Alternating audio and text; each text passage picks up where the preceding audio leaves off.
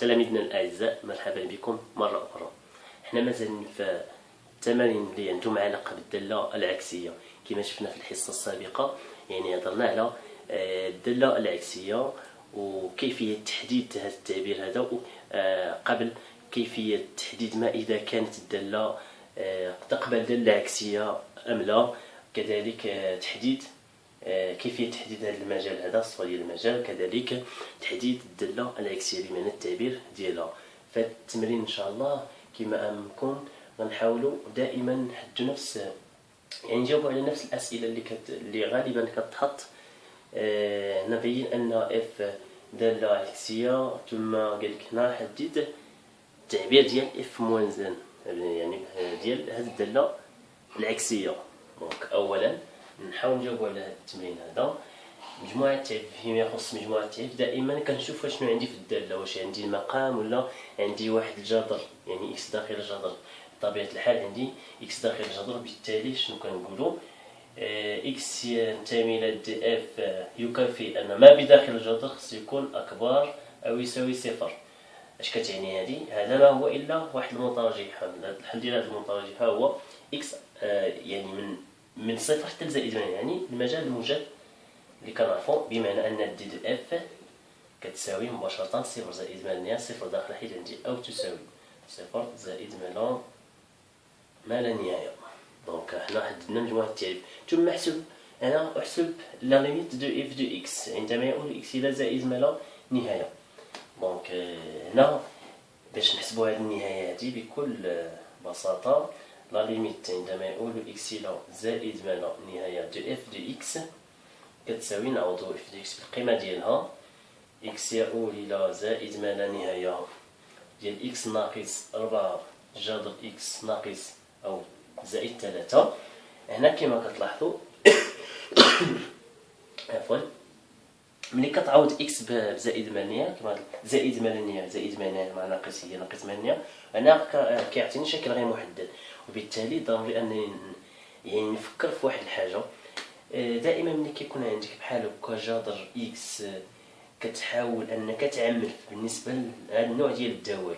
دونك كنحاول نعملو باكس، اكس يؤول الى زائد ما لا نهايه اكس عامل اللي كنعملو بواحد العدد اكس، كلشي هادشي كنقسمو باكس، بمعنى اكس على اكس كتعطيني واحد، 4 جذر اكس على اكس، 4 جذر اكس على اكس زائد 3 على اكس. فوالا دونك كتساوي بالنسبه لهاد جذر اكس على اكس ما هو الا، دونك الا ضربنا جذر هنا جذر اكس في البسط ثم في المقام، جذر اكس تعطيني جذر اكس فوا اكس اللي هي اكس، اكس على اكس غتمشي مع جذر اكس فاش ضربنا في المقام غتولي 1 على جذر اكس.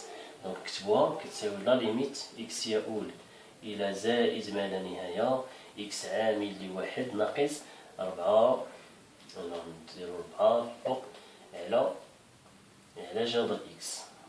هنا باش نحصلوا على هذه كنضربوا جذر الفوق في جذر اكس والتحت في جذر اكس، ثم كنختزلوا هنا 3 على جذر اكس. وبالتالي الشكل غير محدد راه تخلصنا منه. علاش؟ هي تضرب على جذر اكس بلس انفيني كتعطينا صفر، كذلك 3 على بلس انفيني كتعطينا صفر، كتبقى لي داخل الاقواس واحد. الى عوضنا اكس بزائد 8 تعطيني زائد 8 في واحد اللي هي زائد ما لا نهايه.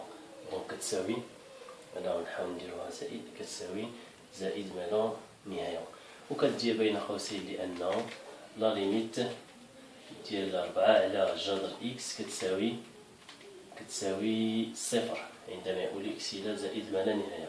وكذلك النهايه نفس الشيء بالنسبه ل 3 على اكس كتساوي صفر عندما يؤول اكس دائما الى زائد ما لا نهايه. دونك في هذا فيما يخص النهايه. نمشيو للسؤال الثاني. السؤال الثاني يقول نضع اي يساوي هاد الانترفال اي 4 زائد ما لا نهايه عفوا، بين ان اف تقبل داله عكسيه اف موان زان. شنو قلنا في الحصه السابقه؟ باش تبين بلي واحد الداله اف تقبل داله عكسيه لا بد من جوج شروط، يعني تحديد جوج شروط. شنو هما جوج شروط؟ هما ان الداله خصك تبين بلي الداله متصله اول حاجه، كذلك تبين بلي الداله متصله بطبيعه الحال على هذا المجال، متصله على هذا المجال، وكذلك تبين باللي ان الداله رتيبه على هذا المجال، رتيبه بمعنى يا اما تزايديه او لا تناقصيه. دونك نكتبوا هذا الشيء هذا. ثانيا باش نبينوا بلي اف تقابل العكسيه، نشوفوا واش الداله واش يعني واش متصله ولا لا. عندي مجموعه التعريف هي 0 زائد 8. شنو عندي هنا؟ ما هو الا مجموع ديال دوال اعتياديه. كما كتعرفوا واحد الخاصيه، الدوال الاعتياديه متصله على مجموعه تعريفها. اكس زائد 3 يعني متصله على ار. هاد اكس هذا يعني متصله على هاد الجذر اكس، هاد الداله متصله على 0 زائد 8، حيت هذه هي مجموعه التعريف ديال هاد جذر اكس. وبالتالي اشنو غنقولوا؟ ممكن نفرقوا هذيك، يعني نقولوا اف دي اكس باش نبينوا الاتصال هي اكس زائد 3 بوحدها ناقص 4 جذر اكس. ممكن تفرق هاد الداله على جوج دوال، ما هو الا مجموع دالتين او فرق دالتين. مجموع الا كاع نقولوا اكس زائد 3 زائد ناقص 4 جذر اكس، او الا نقولوا فرق هو اكس زائد 3 ناقص 4 جذر اكس. الداله اكس زائد 3 متصله على ار، وبالخصوص ماذا؟ وبالخصوص نديرو يعني المجال اللي بغينا، وبالخصوص على المجال اي. دونك التعبير ديالو هو هذا، يعني القيمه ديالو هي 4 زائد 8. كذلك الداله 4 جذر اكس نديرو يعني نكتبوها بالشكل اللي هو صحيح. الداله اكس زائد 3 بحال ملي كنكتبو اكس فليش، هاد الفليش هذا حتى الاكس زائد 3 بمعنى بحال كتكتب اف واحد الداله اش لي اكس مثلا كتساوي اكس زائد 3. كذلك بالنسبه لهنا بحال كتكتب واحد جي دي اكس كتساوي 4 جذر. هاد الداله متصله كذلك على مجموعه تعريفها هي 0 زائد 8، متصله على لانها داله اعتياديه 0 زائد 8 نهايه. وبالخصوص 4 زائد 8. علاش 4 زائد 8؟ حيت هي ضمن هاد يعني الشرط ديال الضمنيه ضروري. 4 زائد 8 ضمن هاد المجال 0 زائد 8. وبالخصوص على 4 زائد 8 نهايه. ممكن دير بين قوسين لأن هاد المجال قلنا اي، ممكن هنا نختصر على المجال اي حيت ديجا عندي، لأن هاد اي ضمن هاد المجال قلنا 0 زائد 8 نهاية. واضح. دونك حنا بينا الاتصال، يعني أن كاستنتاج ومنه اف متصلة على هاد المجال اي بين قوسين مجموع دالتين متصلتين. مجموع دالتين متصلتين بمعنى الدالة مع هاد الدالة. اتصال. ثم بقات لي الرتابة. دونك الرتابة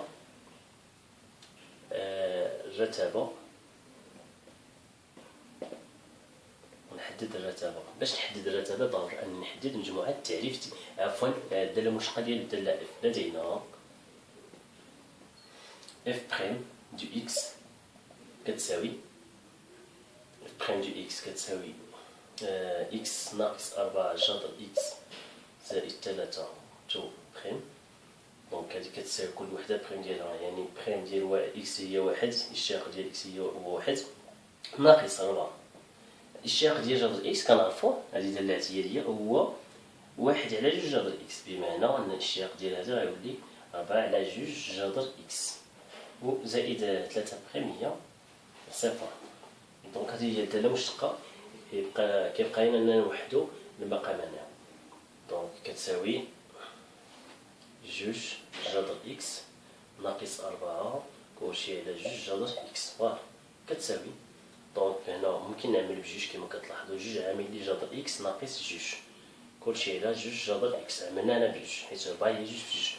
حتى كنختزلو هنا، نختزلو بجوج باش تعطيني أخيرا جذر إكس ناقص جوج على جذر إكس. دونك هذه هي الدالة المشتقة. دونك هاد الدالة المشتقة المنتظر هو أنني نبين بلي راها رتيبة رتيبة على هاد المجال، بمعنى يا إما تزايدية ولا تناقصية. دونك على هاد المجال غنبينو بلي راها رتيبة. دونك باش نبينو اشنو عندي هنا، المجال هو 4 زائد ما لا نهاية. نشوفو هاد العدد، أما جذر إكس راه موجب، نشوفو البسط واش موجب ولا سالب. دونك لكل إكس من المجال 4 زائد ما لا نهاية لدينا إكس كبر من 4. إكس غيكون كبر من 4 حيت كاين تاني هاد المجال. اش كتعني هادي؟ بمعنى غنديرو لاغاسين حيت موجبين بجوج بهم. دونك إلا درنا لاغاسين إكس غيكون مازال كبر من لاغاسين ديال 4 اللي هو جوج. دونك غادي حنا لهادي. دونك باش نحسبو على هادي يكفي أنك تجيب جوج لهاد الجهة، يعني أن جذر إكس ناقص جوج غتكون كبر أو يساوي، حيت 4 داخلة في المجال، أكبر يساوي جوج. البسط لقيناه أكبر من صفر، المقام كبر من صفر، وبالتالي يعني الخارج ديالهم كبر من صفر. إذا جذر إكس ناقص جوج على جذر إكس غيكون أكبر أو يساوي صفر، يعني أن هذه هي دالة مشتقة. ومنه أي دونك صافي، يعني الدالة المشتقة كبر من صفر. اش كتعني هادي؟ ومنه اف دالة تزايدية على المجال 4 بلس لانفيني، 4 زائد ما لا نهاية. احنا بينا الاتصال ثم بينا الرتبة كاستنتاج أخير. دونك كاستنتاج، إذا نقولو اف متصلة على المجال إي وتزايدية كذلك. دونك متصلة وتزايدية على متصلة وتزايدية على المجال إي. اش كتعني هذه؟ قلنا في التعريف الأول اللي ذكرنا في الأول شنو؟ اف متصلة وتزايدية بمعنى أنها تقبل دالة عكسية، ومنه اف تقبل دالة عكسية. دونك حنا جاوبنا على السؤال، بين أن معرف على المجال. دونك بقى لنا دابا هاد المجال الجي اللي هو اللي خصنا نحددو. المجال الجي شنو هو؟ بحال قلتي مجموعة التعريف ديال هاد الدالة هو مجموعة التعريف ديال الدالة اف موازن، ومنه اف تقبل دالة عكسية نسميها اف موازن، معرفة من مجال جي إلى مجال إي. دونك هذا المجال الجي هو المطلوب أننا نحددو. تحديد المجال جي شنو هو؟ دونك جي هو صورة المجال بكل بساطة. شنو هو هاد إي؟ قلنا هو 4 زائد ما لا نهاية، بمعنى خصنا نحددو الصورة ديال هاد المجال بالدالة اف. كما كتعرفوا الصورة ديال واحد المجال ملي كتكون الدالة تزايدية ولا تناقصية يعني كيسهل، ما كنستعملش القيمة القصوى ولا القيمة الجنية. دونك مباشرة إلا كان العدد معرف، يعني الدالة معرف في العدد، كنديرو بكل بساطة كنديرو الصورة ديالو. أما إلا كانت الدالة غير معرفة في واحد العدد بحال مثلا زائد ما لا نهاية، ما يمكنش ندير الصورة ديال زائد ما لا نهاية، وبالتالي كنستعمل النهاية. دونك هنا وكنحتفظوا على الترتيب حيت الدالة تزايدية، يعني اف ل4.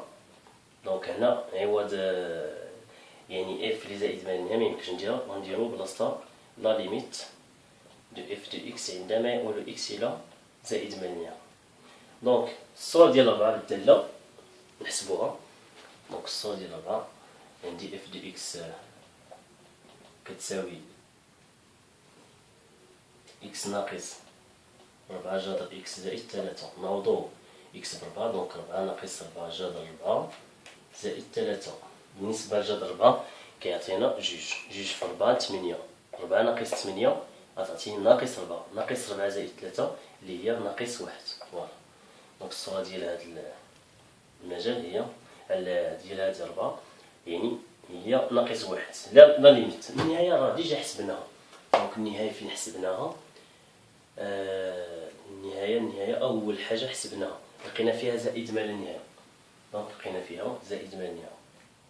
فوالا هذه هي الصوره ديال هذا المجال اي بمعنى جي، اي مجموعه ديال الداله العكسيه. السؤال الاخر، بين انه لكل، دونك السؤال باء،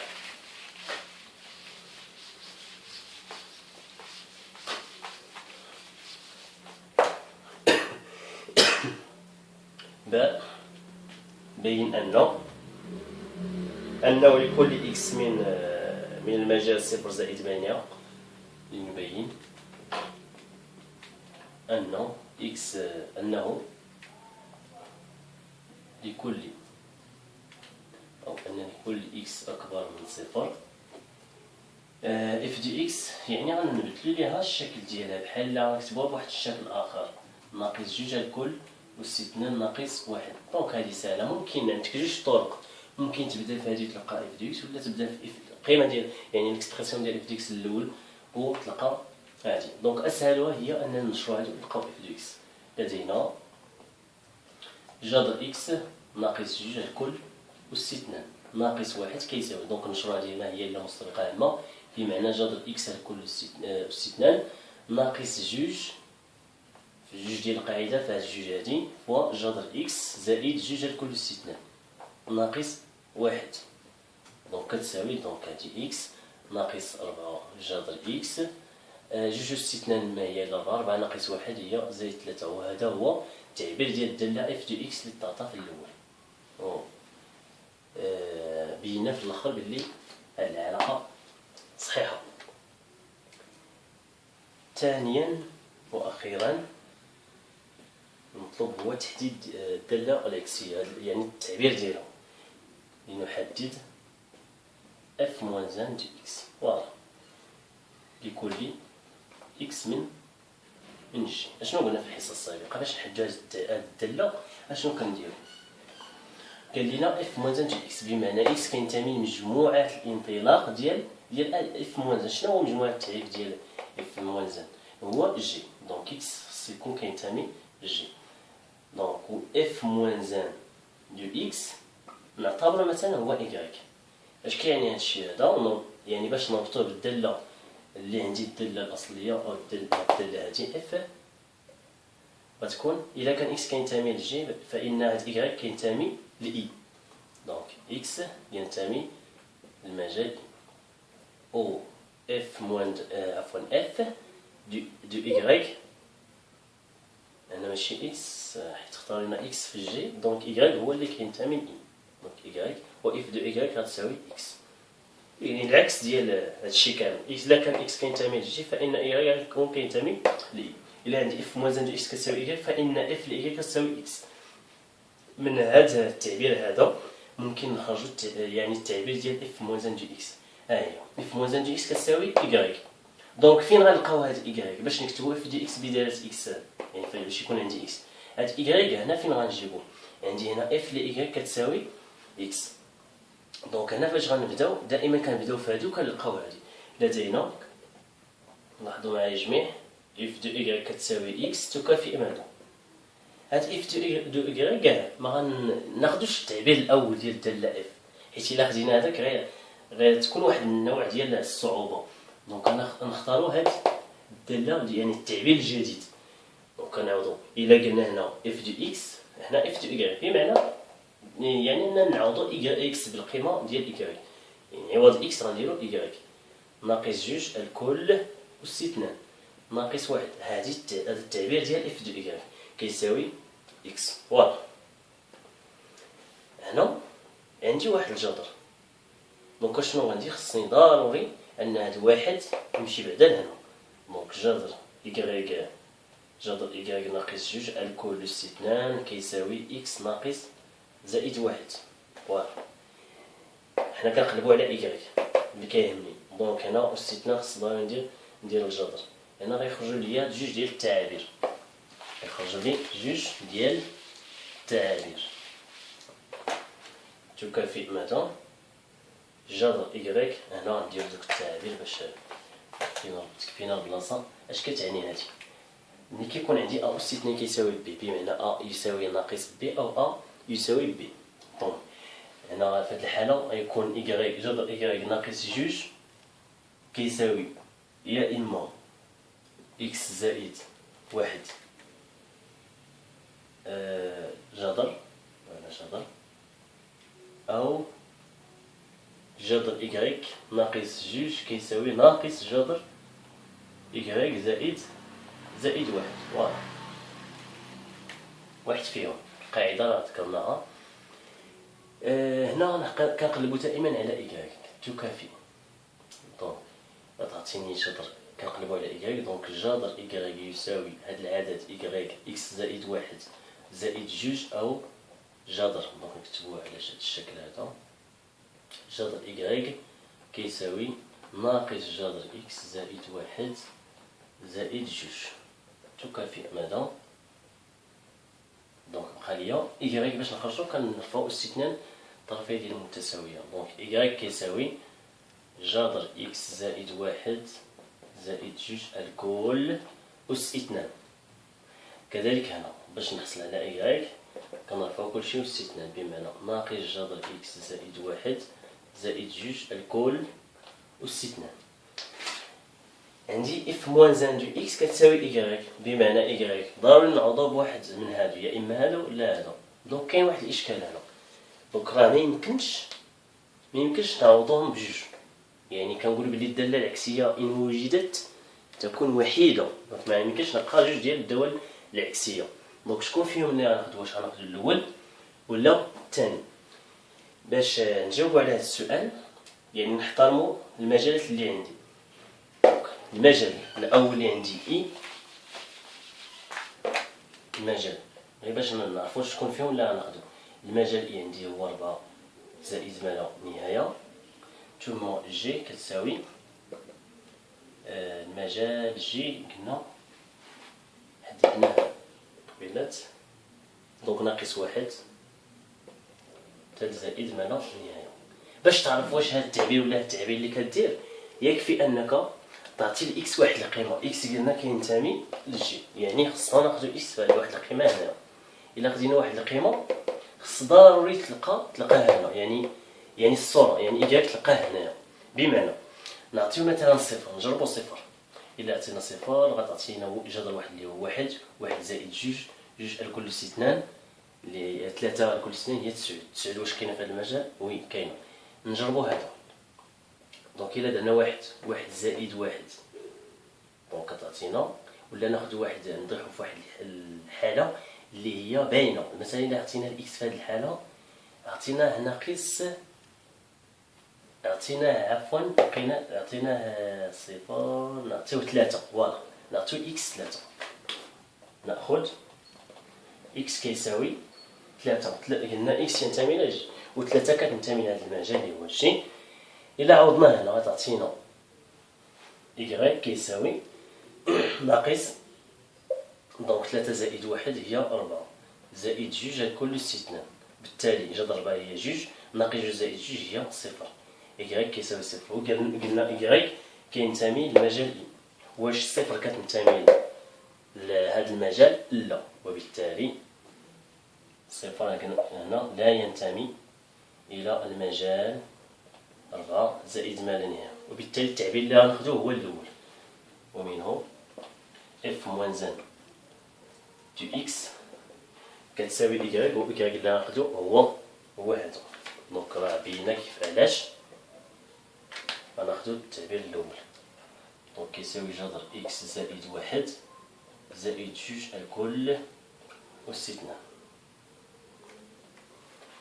دونك إلى هنا وصلنا إلى آخر الحصة. كنتمنى أن التمرين فهمتوه مزيان، بالخصوص آخر حاجة درناها يعني فين كتكون الصعوبة، فين كيلقاو التلاميذ الصعوبة أكثر ملي كيلقاو جوج ديال التعابير ما يعرفش باش غيعمل، باش التعبير اللي غياخد كيكون مشكل هنا. دونك باش ناخدو قلنا التعبير، باش نعرفو التعبير اللي فعلا اللي غيكون، كتاخد واحد المثال تحترم المجالات. دونك كنتمنى ان التمرين تكونوا فهمتوه مزيان. شكرا على حسن تتبعكم والى اللقاء.